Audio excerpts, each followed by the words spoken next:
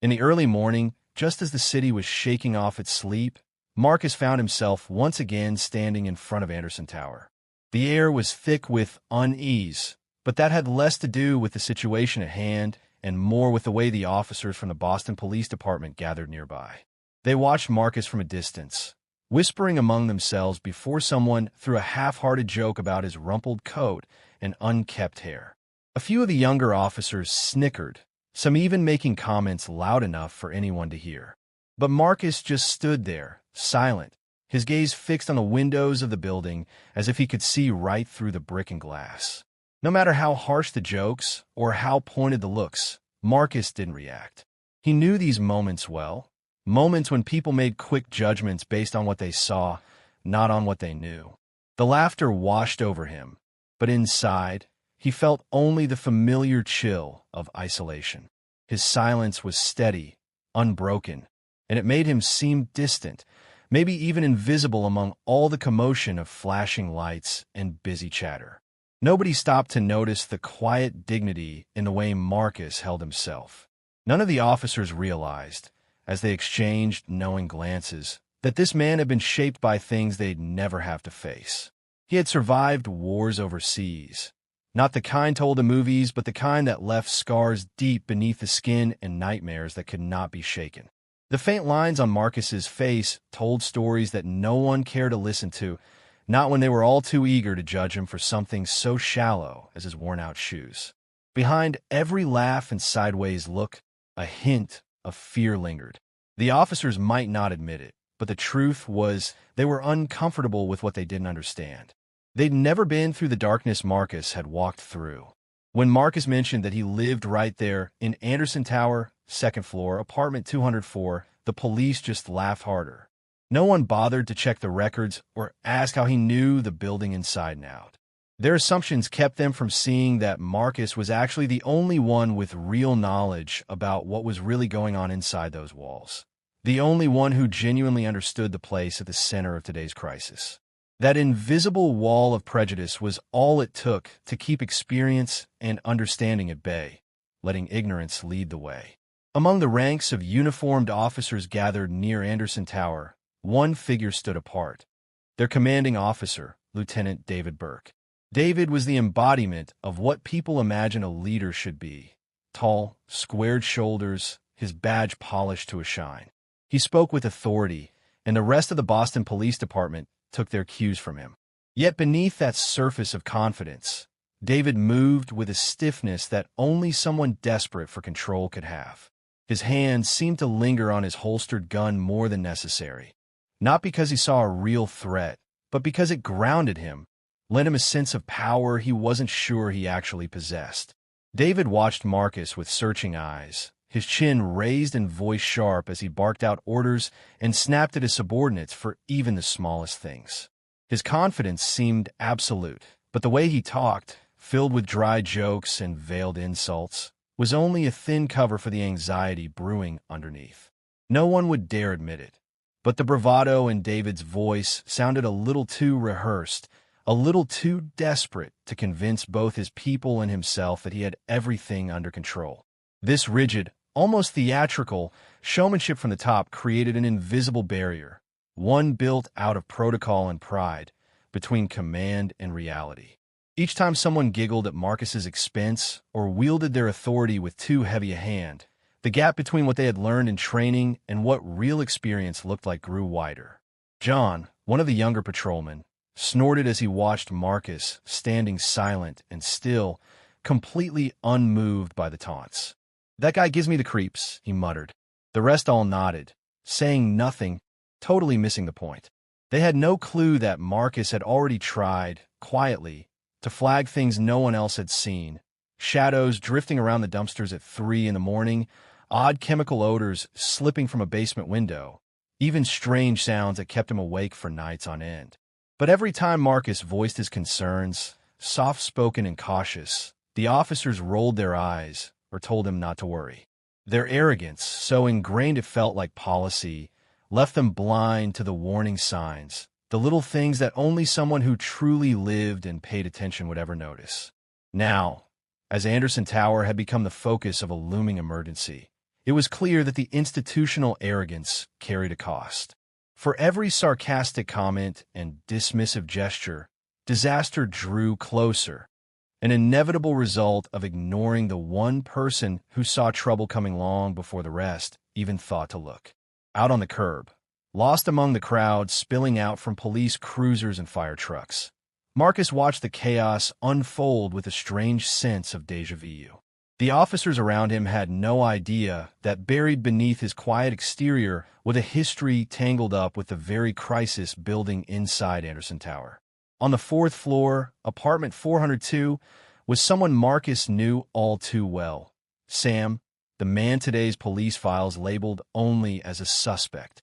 None of these young cops could guess that Sam and Marcus once shared a bond forged in the deserts of Afghanistan, back when days bled together under blazing sun and nights grew long and haunted. They had trust and secrets between them, the dusty kind that never really faded, only settled deep into the corners of memory. While squad leaders barked into their radios and officers shuffled behind concrete planters, Marcus's eyes kept drifting up to the windows he'd known for years. There was a pattern to the way Sam moved, a cautious, methodical stillness that meant he was laying ground for something careful, maybe even desperate. Marcus recognized the echo of routines learned together in another life. Tripwires hidden behind doors, escape routes mapped out in advance, the subtle marks left as signals for those in the know. The police studied floor plans and squinted at surveillance footage, but Marcus could see right away that Sam was replaying an old script, one both of them knew by heart from covert operations during the Marja deployment years ago. But watching how the city's best lined up their approach to the building, Marcus felt a cold certainty settle in his bones. These officers followed training to the letter. Angles, movements, calls made just so, but in their precision was a kind of blindness. He noticed gaps in the perimeter where no one watched, blind spots beneath scaffolding, routines so fixed that they became predictable. It was the same mistake he'd seen so many make on foreign soil, doing everything by the book, but failing to see how books can't cover everything real life throws at you.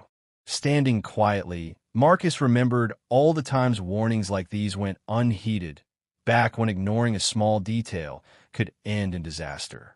He wanted to shout for them to stop, to really look.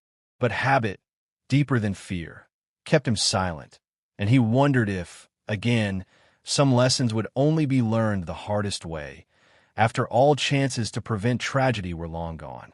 Inside the bustling command post set up at the base of Anderson Tower, a sense of urgency swept through the room. Captain Rebecca Hensley, the highest-ranking officer on site, took charge with a steady, deliberate tone she had practiced for years. She gathered her team around a long folding table covered in blueprints and city maps, red markers dotting every window and stairwell visible from the street. Rebecca did not tolerate interruptions.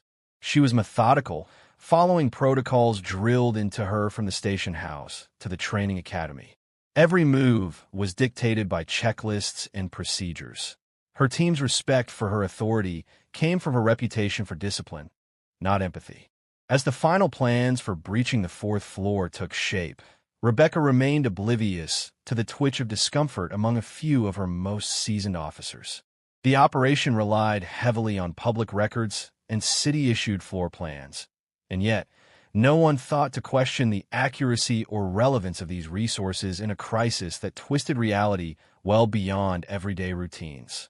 Across the police tape, Marcus hovered at the fringe, watching, listening, every instinct screaming about flaws everyone else missed.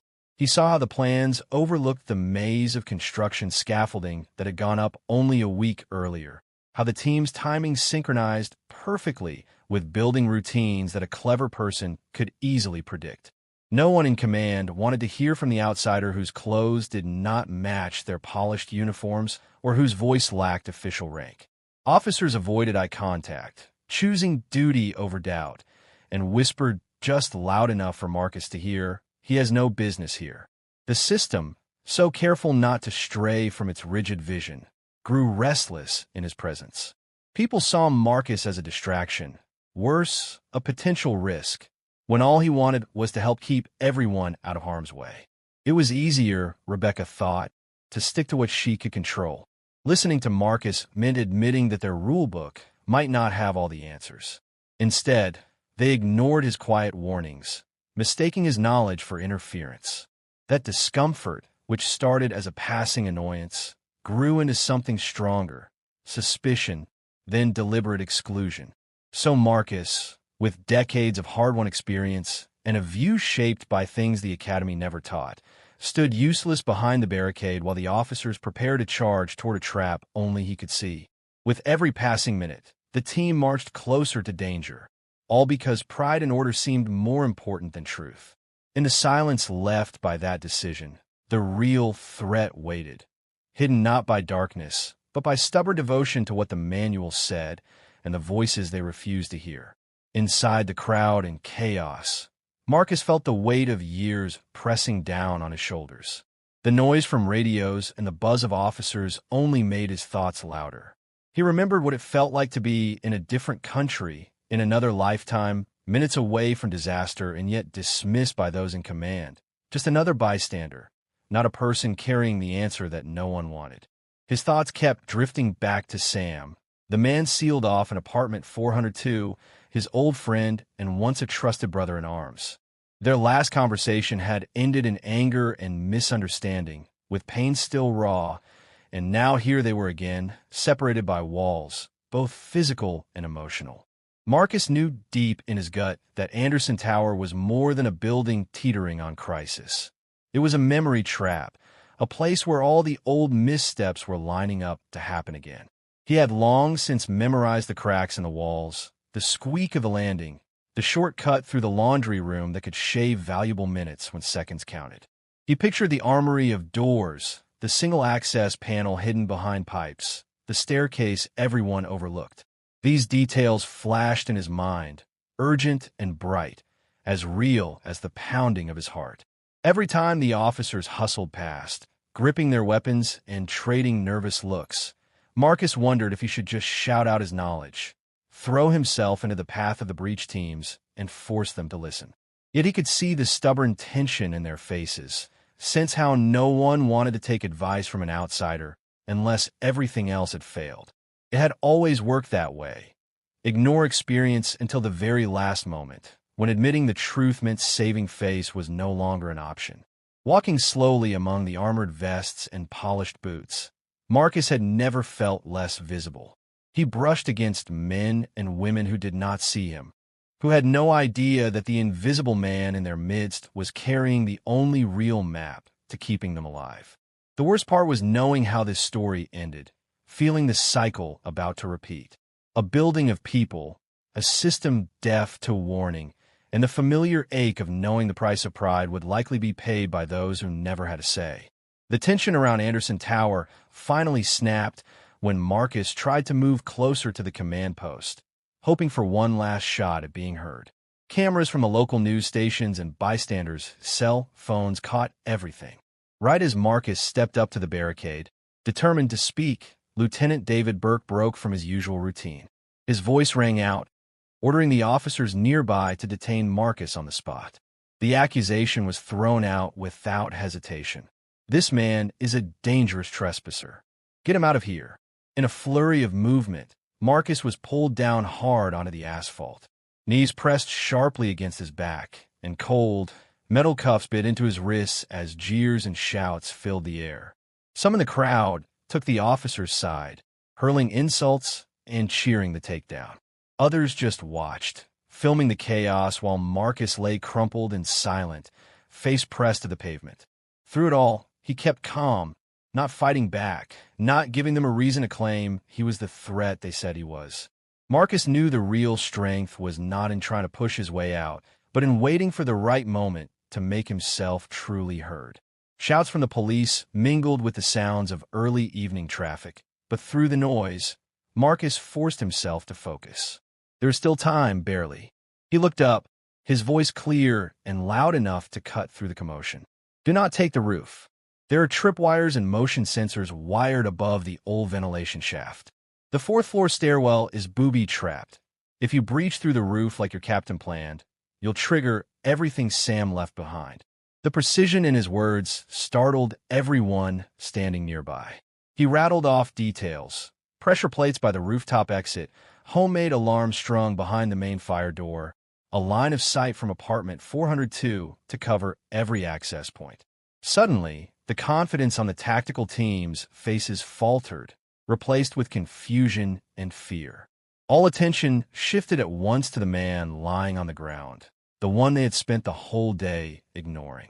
Even Captain Hensley came running, wide-eyed and shaken, asking how Marcus could know so much about the traps that had gone nearly invisible to the trained eye. In those few charged seconds, the impossible became clear: that nobody they had dismissed might have just saved lives. For a few charged moments, the energy around Anderson Tower shifted. As Marcus's warnings rang out, Captain Rebecca Hensley's world seemed to slow down. Doubt crept in where firm decisions used to be. Rebecca stared at Marcus, still cuffed, dirt smeared on his cheek, but with a conviction that turned heads. The officers suddenly felt less sure of themselves, glancing toward Rebecca for what to do, but finding no easy answer. The neat line between trained authority and lived experience had blurred in an instant. Rebecca's first instinct was to demand explanations, to cover up her own alarm with sharp questions. Who is this man? How did he know what we missed? But deep down she was rattled. Nobody could explain how a civilian had just described in detail the very traps her entire department had failed to spot. Officers who were so certain a moment ago now looked at Marcus like he was holding a key to a hidden doorway they had all walked past. The crowd, sensing the confusion, quieted. Even the people who had been shouting at Marcus moments earlier suddenly found themselves listening instead. Marcus, still on the ground, spoke calmly, each word steady and sure. None of this is in your blueprints. I lived here. I know Sam. I know what he's capable of and how he thinks. Your standard approach is exactly what these traps are waiting for. He didn't raise his voice. He didn't posture. But in that steadiness, there was something nobody could ignore. Rebecca's doubt settled into her bones, forcing her to wonder how much she and her team truly understood. The confidence in her command, which had felt unshakable just moments before, now seemed fragile. The officers around her shuffled in their gear, glancing nervously between their captain and the man they had called a nuisance just a few minutes ago. For the first time, it was plain that maybe, just maybe, they needed to listen. There was a pause, thick and heavy, as everyone weighed the cost of pride against the urgency of saving lives. Marcus had no badge or authority, but the focus of the whole operation had shifted. His knowledge, once dismissed, now had the power to change everything. The question was, would they let it? Rebecca faced the hardest choice a leader ever had to make: admit she was wrong or risk the lives of her team out of stubbornness. The whole city, it seemed, held its breath. With all eyes fixed on Marcus, the dam of silence finally broke. The gravity of the situation left Captain Rebecca Hensley with only one real choice: to ask who this man truly was. Officers knelt beside Marcus, brushing away the dirt as they straightened him up, uncuffing his wrists almost sheepishly. He could see the shift in their faces. Gone were the smug glances and hard lines. In their place were nerves, a little bit of shame, and a lot of questions. Rebecca, cutting through the uncertainty, leaned close and kept her words low so only those in their tight circle could hear. You know things no one else does. Who are you, really? Marcus took a deep breath. He reached into his back pocket and carefully handed her an old, battered wallet. Inside, beneath weathered bills and faded photos, was a card with the emblem of the United States Special Operations Command. The small print detailed service years, attached units, and a clearance level higher than anything the officers here had ever seen. Underneath, Marcus's real name, Marcus D. Turner, carried the weight of missions no one ever talked about, even in the halls of government. He explained, not in boasts, but in the clipped, matter-of-fact way soldiers do when they have nothing left to prove and everything at stake. I was with the 47th Recon, then Task Force Sentinel. Operations that don't make the news, but decide the outcomes of conflicts. Sam and I served together overseas. He taught me everything about unconventional warfare, and I taught him the same. What you're facing now, we practiced it every day back when the stakes were just as high. As Marcus spoke, the room seemed to tilt, the balance of power shifting from badges to lived experience. Word spread quickly through the ranks. Officers who remembered rolling their eyes earlier now shifted uneasily, some unable to meet Marcus's gaze. The bravado that had carried them all afternoon vanished, replaced by a gnawing realization. This was exactly the kind of man you want on your side when things stopped making sense. Even the commanders who had resisted believing in Marcus found themselves forced to reconsider. The system that had tried so hard to keep him out now depended on him to prevent the worst. That night, as floodlights lit up Anderson Tower and the eyes of the city watched, the truth could not be denied any longer. The dismissed outsider was, in the end, the last shield the city had, and the only one who might hold back disaster. The tension between authority and experience hung in the air like fog, but C.A. Tane Rebecca Hensley finally moved past her own pride. After exchanging a glance with Deputy Chief Linda Monroe, the department's most respected negotiator, Rebecca gave a short, reluctant nod toward Marcus. "All right, Turner. We need your help, but Monroe here is going to stick with you every step. You'll get to do what you have to, but you stay in the open. Understand?" It was no longer about rank or protocol. The balance had shifted toward the one person who could offer real hope, even if that meant breaking every rule they normally lived by. Marcus made it clear he was not looking for total control. He shook off the last of the dust and squared his shoulders, meeting Rebecca's eye. "Give me 15 minutes, real support, and nobody second-guessing the calls I make in the field. You'll have a say, but it has to be real cooperation. Nothing less will work if you want everyone out alive." A quiet agreement settled between them, tense but honest. Linda Monroe took her place at Marcus's side, ready to back him with her own expertise if things turned tense inside. Without wasting another second, Marcus and Linda ducked beneath the police tape and started working. Marcus pulled out a battered notebook, flipping to hand-drawn maps and notes collected over decades. Together, they traced routes through building services stairs, tucked away janitor closets, and ventilation shafts that had never made it onto the city's official plans. For the first time since the standoff had begun, officers leaned in, paying close attention instead of brushing off Marcus's words. Walking Linda through the most hidden parts of Anderson Tower's architecture, Marcus pointed out half-sealed emergency doors, the remains of an old freight elevator, and a crawl space that had been boarded up years ago but still offered access to the main utility room. The blueprints show walls, but this building's been patched up through 9 renovations. What matters now isn't what's on paper. It's where people have learned to survive. This was the first real moment when the rules of bureaucracy faded and everyone on the police team finally gave Marcus the trust he had earned. Two kinds of leadership wove together. Linda's steady calm with Marcus's instinct for the hidden, the dangerous, and the overlooked.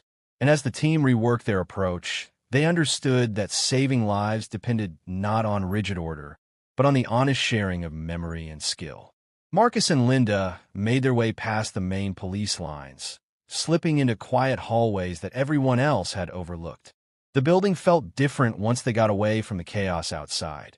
Here, the noise fell away, replaced by the hum of old pipes and the creak of floorboards that had seen decades of people come and go.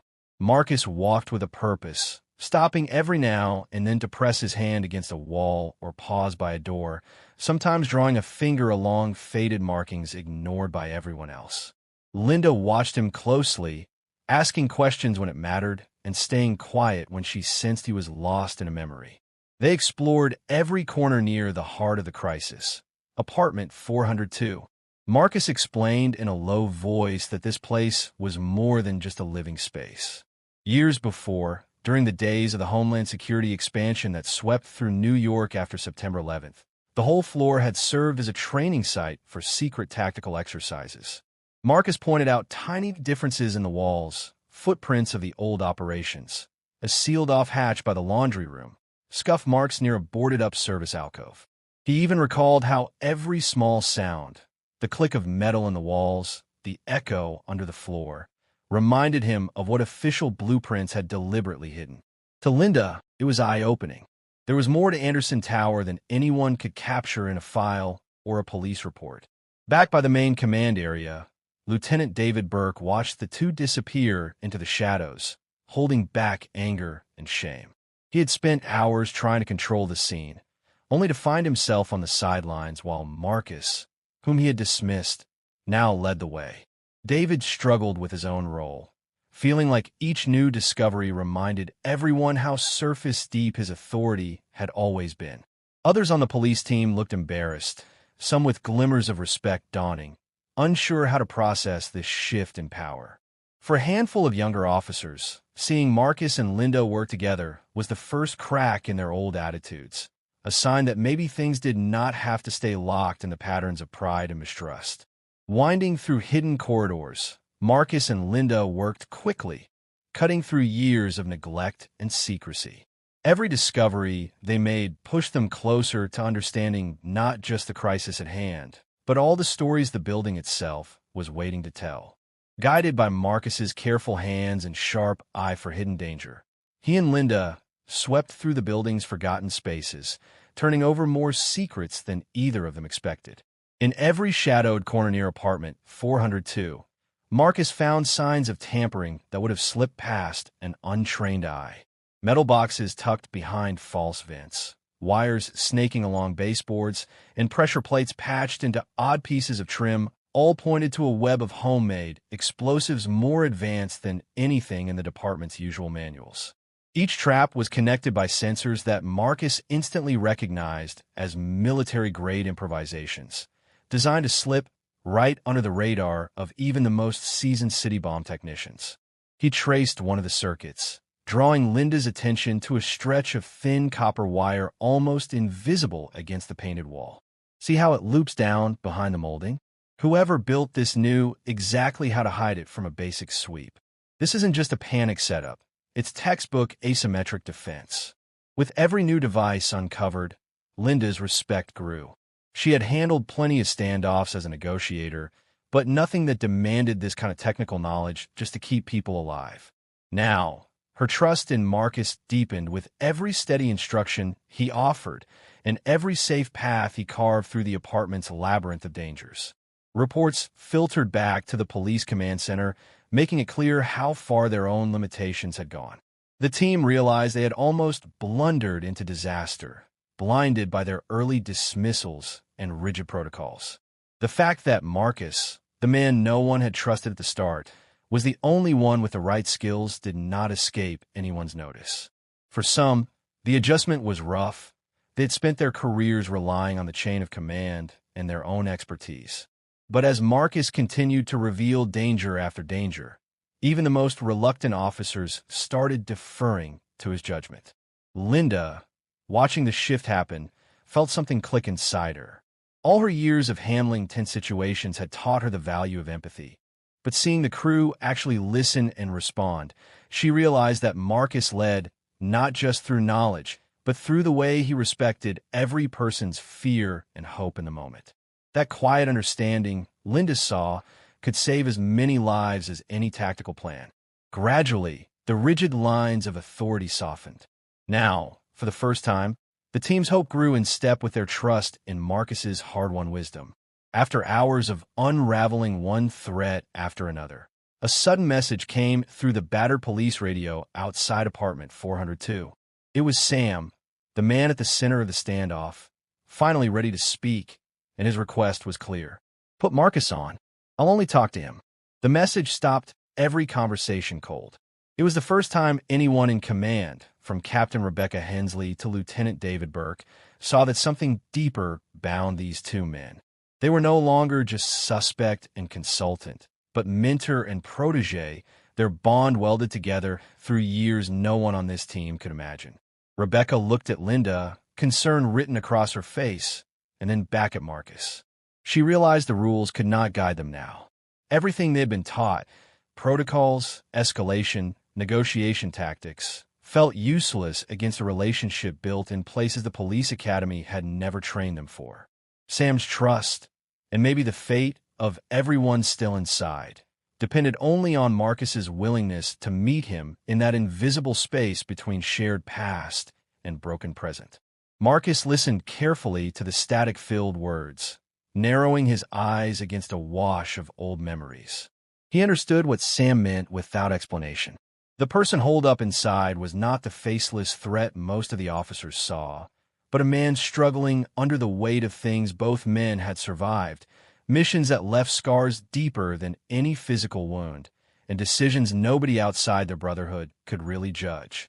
No one talked about these things in the open, but here, in the middle of the chaos, the old silence finally broke. The police team braced for the meeting, but something fundamental had changed. Force, they all realized, was no longer an option. Even Rebecca, always the first to order action, stood still and nodded at Marcus. "It's yours now," she said quietly. The city outside waited, barely breathing, as Marcus prepared to cross the line. Linda handed him the radio, squeezing his arm once in support. Everyone knew only someone who truly understood Sam could keep the violence from exploding. In that moment, Marcus's value became clear to the doubters. It had never been about his rough clothes or gruff manner, but about the silent strength built from years on the edge. And now, as night deepened over New York, his voice, once ignored, became the only one strong enough to untangle everything at stake. The moments after the final message from Sam felt like the slowest of the whole night. Tension crackled between the officers as Captain Rebecca Hensley gripped her radio, determination flashing across her face. But as Marcus listened to Sam's shaky voice, he understood what had to be done, clearer than ever. Sam would panic at any sign of helmets, shields, or more uniforms. Pushing with force would only set off the precise traps running all through the old apartment, including inside Sam's mind. Marcus faced Rebecca. "I need to go in alone, Captain. If you send anyone else, it could trigger the worst." Rebecca's jaw tightened, fighting every instinct she had been trained for, but she stopped short of saying no outright. Marcus explained what the others could barely understand. Sam's life had taught him to expect betrayal, to defend himself at any cost the second he saw anything official moving in. Years in the field had hardwired Sam against suits and authority, against people barking orders without a clue what the real story was. Only Marcus stood a chance at quieting that panic, just long enough to talk him back from the edge. Rebecca argued for protocol, then paused, her words hollow against the reality in front of her. "This isn't standard. You know what could go wrong," she said, but the room felt smaller, the city quieter, as every officer weighed what was at risk. Finally, with a worried nod, Rebecca waved Marcus forward. The team, though unsure, gave their cautious backing. There were no speeches, no vests or heroics. Just Marcus, stepping away from the watchful eyes, quietly checking his empty hands and searching his memory for every misstep he had ever made with Sam. He walked the corridor with only his own shadow for company, hearing the distant hope in Linda's whisper of support and the silent prayers of onlookers outside Anderson Tower. Passing through the battered doorway, Marcus carried more than instructions and tactics. He bore the hope of the frightened hostages, the doubts of shaken team, and a creeping awareness that something much bigger than one operation was unfolding. For a moment, distinctions faded. Victim, villain, hero. Each role felt blurred as he crossed the line.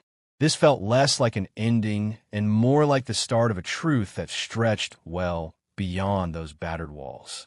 Inside the cramped apartment, the tension was so sharp that Marcus could almost feel it slice through the heavy stillness. He stepped in slowly, his hands open and empty, meeting Sam's wide, darting eyes. There was no threat between them, just years of unfinished conversations hanging in the air. All around the room, the handful of hostages, elderly neighbors, a teenage girl, a young dad holding his sobbing son, remained untouched, frozen in a quiet that was thick with both fear and hope. They watched as the focus of the crisis shifted away from violence and more toward whatever unspoken thing passed between Marcus and Sam. For a moment, Marcus hesitated, caught by the sight of Sam, shoulders hunched, face older and more haunted than he remembered. It hit Marcus that he was looking at a mirror, warped by pain, but familiar in its outline. Their past together, filled with victories and failures out of the public eye, had built a connection deeper than anything the officers outside could guess. Here, it was not about good guy and bad guy, but about two men the world had pushed aside. Even without words, both understood what it was to feel invisible and discarded. They started with small talk, voices low and tired. Every sentence Marcus spoke was careful, less about persuasion and more about recognition. He did not offer empty promises or give orders. Instead, he remembered aloud the secrets they had shared, the ways the system had closed its doors on both of them. The old scars came up, missions ignored by the higher-ups, betrayals from people who never knew what it was like facing real danger.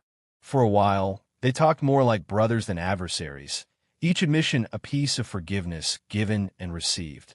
What changed the room was not a clever argument or a show of authority, but the slow, honest realization that what really mattered was not preventing some headline-worthy disaster, but letting Sam grasp what little control he still had.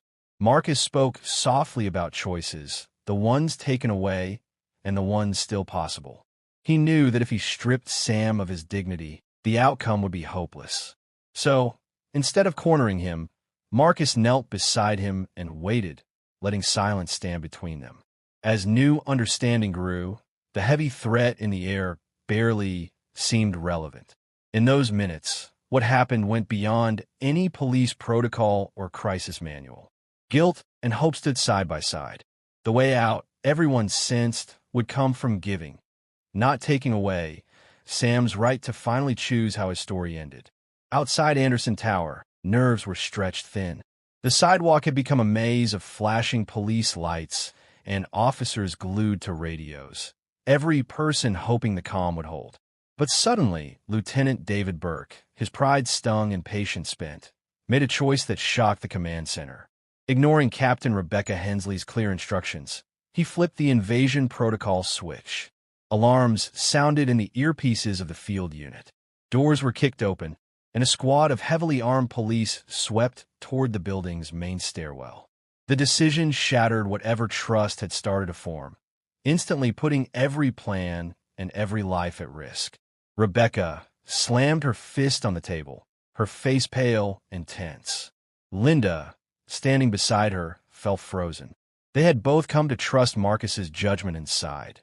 But now, with the chain of command thrown aside, all they could do was hope things would not spiral into chaos. The situation was no longer in Marcus's hands alone. The crowd outside felt the shift too. Parents pressed children closer. Reporters dropped their microphones, sensing disaster. Inside the apartment, Marcus tensed as new noises drifted through, the unmistakable rhythm of boots on the stairs, radios chirping in code. His heart hammered in his chest. One slip now would bring tragedy. Sam was sharp, danger dancing at the tips of his fingers as he stared at the door. The old fear and training welled up in him, ready to push him to a point of no return. But Marcus caught his eye, dropping his voice to a calm, even tone that reached back into their shared past. Remember what we always said? Never trap yourself. Always leave a way out. That's the rule we live by. His words echoed the advice he had given Sam back when things made sense, when choices still offered hope. Sam swallowed, his grip loosening ever so slightly on the detonator. Intensity filled the air, every person inside knowing the difference between relief and disaster hung on moments. Marcus did not dare make a sudden move, but kept his gaze locked with Sam's, reminding him with every breath that this decision was not just about survival, but about not falling into the old trap, letting pride and fear close off any chance for escape. In those heartbeats, fate poised itself on an invisible wire, and the lives of everyone inside and out waited for someone to make the right choice. With tension pressing in from every side, Marcus knew he only had one chance and that everything came down to his next move. He never took his eyes off Sam, quietly closing the space between them as the distant echo of officers on the roof grew louder. Sam's hand hovered over the trigger, knuckles white, his breathing short and sharp. The hostages behind them barely moved, watching the moment teeter on its edge. Marcus let the years of training from distant battlefields guide him. He thought back to the old days in Afghanistan, recalling moves passed along from one battered soldier to another, trust formed in places far less forgiving than this cramped apartment. With careful steps and calm words, Marcus inched closer, talking to Sam about the weight they both carried, about the lies and regrets that brought them together at this crossroads. And then, with emotion so smooth, even Sam only registered it afterward, Marcus reached for his wrist. Using a disarm he had practiced back in a hot, dusty compound almost 2 decades earlier, Marcus redirected Sam's grip to the side and snapped the detonator from his palm. The device clattered harmlessly to the floor. Sam slumped, all fight leaving him as Marcus kept hold, speaking softly, promising that ending things here, in this way, did not erase everything good he had tried to do before. At the exact second the tactical team crashed through the rooftop entrance, ready for a firefight, Marcus had already managed to render every threat safe. No bomb, no weapons, no danger left. None of the hostages were harmed. Not a single shot was fired. When the officers burst through, guns raised and shouts bouncing off the walls, they found only Marcus standing, hands steady and calm, Sam kneeling in defeat. With practiced authority, Marcus grabbed the radio and gave the signal known by only the highest ranks of special forces, a black code. That command froze every officer in the operation. Even the ones halfway through the stairwell stopped dead, respect overpowering any urge to push further. Word spread fast through the comms that Marcus, the quiet veteran so many had doubted, had ended the siege alone and alive. In those silent moments, real respect settled over the whole building. It did not come from bravado or loud orders, but from a simple certainty that one person's experience and steady hand had been worth more than any frantic show of power. Out on Lexington Avenue, the change was so sudden it almost felt like somebody had flipped a switch on the entire operation. The officers from the elite emergency service unit, who had spent the whole night bristling with gear and determination, now moved with a new purpose. Gone were the sideways glances and private grumbling about the Sewell consultant in street clothes. Instead, every person on the team listened for Marcus's words, nodding without a single objection. Even the ones who had doubted him, some with years in service, others with medals pinned to their uniforms, realized that he had steered them away from disaster with a calm they had never seen before. Every instruction Marcus gave after the black code was followed to the letter. He told officers to clear the stairwells slowly, to keep medics back until it was confirmed safe, and to allow the hostages space as they left the building, shaken but unharmed. No one raised a voice or challenged the plan. It did not matter anymore that Marcus did not walk in with their badges or ranks. In the crowded chaos outside, his authority was clear, resting on what he had actually done, not what was sewn onto his jacket. David Burke, the lieutenant whose decision almost triggered a catastrophe, watched the scene unfold with a lump in his throat. For so long, he had built his confidence on the rules, on following protocol and showing strength in the old ways. Now, each move he made felt small in comparison to the simple fact that Marcus had brought everyone back safely, with zero violence and an ease that made all the weaponry seem unnecessary. David's pride shrank as he looked on. He realized, as did many others, that real leadership had nothing to do with shouting orders or armoring up. It came from hard-won respect, earned in the heat of desperate decisions.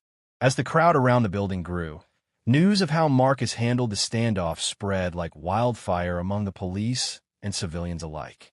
The atmosphere was heavy with respect, and nobody cared about past doubts. Even Rebecca Hensley, never quick to show emotion, allowed the briefest hint of a smile as she ordered her team to follow Marcus's lead. In that moment, everyone finally understood. The best leaders are rarely the loudest. They are the ones who know what to do when nobody else has an answer. The aftermath of that long night in New York spread across the entire country almost as quickly as dawn broke. Within hours, videos from passerby phones were on every news feed. Clips showed Marcus Shepard calmly leading the hostages out of Anderson Tower, his steady presence at the center of so much chaos. News anchors replayed the quiet moments when he spoke with Sam, the desperate former soldier, guiding him without ever shouting or threatening. You could watch in real time how the skepticism faded from bystanders and officers alike, replaced with a hush so full of respect it changed the shape of the crowd. It seemed like everyone in America saw the same transformation. A man who turned suspicion and hostility into real authority, not by force, but because he acted when others could only watch. Reporters did not focus on the tactical gear or the armor trucks stationed up and down Lexington Avenue. Instead, the headlines and front-page photos were all about Marcus's gentle but firm approach as he walked the hostages past the waiting police. Old clips of him in military service surfaced on morning shows, but this time the story was not about medals or battles overseas. It was about what he did on a city street, using only his skills and his voice to bring people to safety. Everywhere you looked, Marcus's name became a kind of shorthand for real justice, the sort that does not need a parade or loud announcements to make an impact. Kids in classrooms watched the story unfold in social studies lessons, and evening talk shows brought in experts to discuss what it meant for policing in America. What really struck people, though, was how everyone's doubts seemed to dissolve into an undeniable respect. The laughter and dismissive jokes from earlier had all but disappeared, swept away by the weight of what had just happened. Meanwhile, David Burke, the officer who almost cost lives with his stubborn pride, was suddenly at the center of a different story. He faced an inquiry for his reckless behavior, and the consequences hit hard: loss of command, public criticism, and a permanent mark on his record. The system, for once, did not look away from its own mistakes. Instead, it made an example out of the lesson everyone claimed to already know but rarely followed. The ones you overlook are sometimes the ones who hold everything together. What was once exclusion had in one night become the proof everyone needed that wisdom, empathy, and restraint should lead the way. Despite the flood of media attention and sudden celebrity status, Marcus Shepard quietly avoided the spotlight. He shrugged off requests for interviews, politely declining late-night talk shows and award ceremonies. Still, something unexpected caught his interest. The Department of Veterans Affairs reached out with an offer that was not about medals, press conferences, or any kind of praise. They wanted Marcus to help design and lead a new, nationwide program to support veterans who, like him and Sam, had returned from service only to find themselves adrift and overlooked. The focus would not be about tactical training or security work, but about giving people a real shot at building their lives again. Marcus accepted the job, but only with one non-negotiable condition. He would have the freedom to run it how he saw fit. For him, second chances and respect could not come from government rulebooks or military rank. They had to be earned with action and compassion every single day. He set up a small office in Brooklyn, preferring regular buildings and plain furniture over lavish government towers or flashy presentations.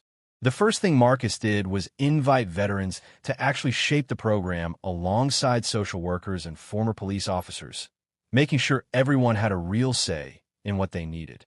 That same spirit of empathy changed the trajectory for Sam, too. Instead of being marched into a courtroom and handed a criminal sentence, Sam was enrolled into one of the new rehabilitation initiatives. It was nothing like the anonymous hospitals or halfway houses he had known before. Under Marcus's guidance and the care of a team of trauma counselors, doctors, and other veterans, Sam started down a path nobody in charge had bothered to offer him before. He found himself surrounded by people who listened instead of judged, who knew from experience how easy it was to fall through the cracks. News of the program spread slowly, less loud than the headlines from Anderson Tower, but deeper somehow. People who had once felt invisible in America now saw a leader who understood their battles. Someone who could give a little hope back simply by showing up each day and refusing to forget how hard it was to come home. As months passed, Marcus shaped this legacy not with grand gestures, but by making room for the forgotten, finding possibility in places the country had long tried to ignore. For many, It marked the beginning of a new way to think about dignity and the real meaning of a second chance. As seasons shifted in New York and the story of Anderson Tower started to blend into the city's massive history, Marcus Shepard's presence quietly shaped more than just a single program. Little by little, real changes took root across the country. The new veteran reintegration model, which Marcus had helped launch in his low-key Brooklyn office, caught the attention of big agencies and local police departments alike. They were drawn not to Marcus's name, but to the results. The program helped veterans find jobs, deal with trauma, and rebuild trust, not through checklists, but by actually listening and responding. Soon, other cities rolled out similar networks. When Philadelphia's Police Training Academy needed to revamp its crisis response course, they borrowed modules straight from Marcus's playbook. In Los Angeles, a whole slate of workshops for handling delicate hostage situations was built around his principles. Classrooms, precincts, and community centers displayed the same simple phrase that Marcus had taped to his glass door months before. Respect does not come from a badge. It comes from action. Each morning, new officers read those words, a quiet check against old habits. Marcus never let any of this turn into a personal monument.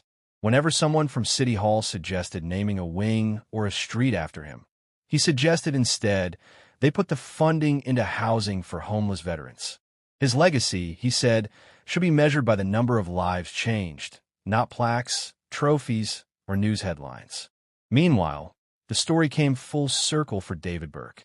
After the inquiry and a painful stretch of public silence, David relocated to a small town in upstate New York. There, he found work at a nonprofit dedicated to helping people overcome setbacks, run by those who had also stumbled and started again. And for the first time, he took lessons from those he once would have dismissed. He listened to their stories, learned from their mistakes, and gradually allowed humility to replace his stubborn pride. Over time, David was able to lead by example in a new way, not by what he enforced, but by what he understood. He supported those who needed a fresh start, recognizing the wisdom in people he would have once ignored. The cycle, which began in judgment and exclusion, quietly closed.